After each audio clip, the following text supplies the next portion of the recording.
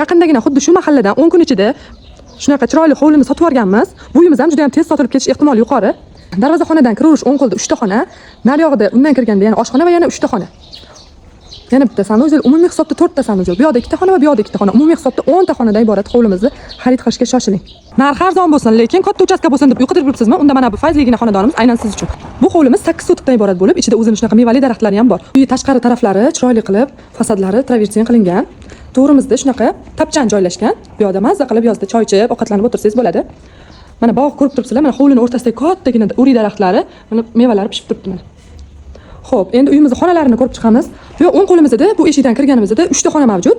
Bu yoq zimniy oshxona, mana ovqatlanib, mazza qilib oilaviy choy ichib o'tirsa bo'ladi. Ichkarisidagi esa u kladovka oshxona uchun ajratilgan. Endi esa o'ng qo'lda mana kiruvishimiz shunaqa oilaviy choy ichib o'tiradigan xonamiz. Chap qo'limizda esa mana mehmonxona.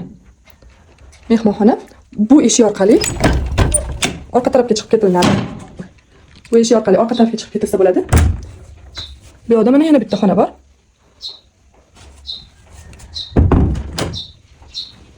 Mana. Qushlar sayrab turibdi, havolari toza, musaffo, svejiy havoli joydagi uyimiz. Endi chap tarafga yurganimizda yotoqxona o'zini ichkarisida sanuzellari bilan, sanuzel xonalari bilan birgalikda. Endi hovlini naryoq betidagi uylarni ko'rib chiqamiz.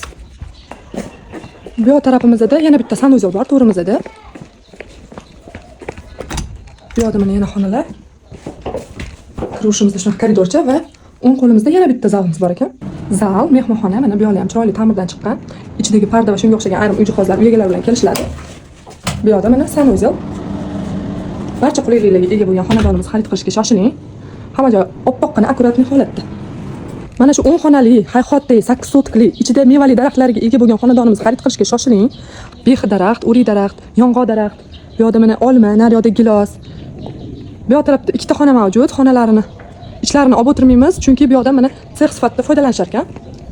Shoshiling, tezda uy egalari bilan bog'laning. Narx-navosini uy tepasida uy egalari bilan kelib 5 tashlab baraka qilsangiz, kelishtirib chiroyli narx qilib berishadi.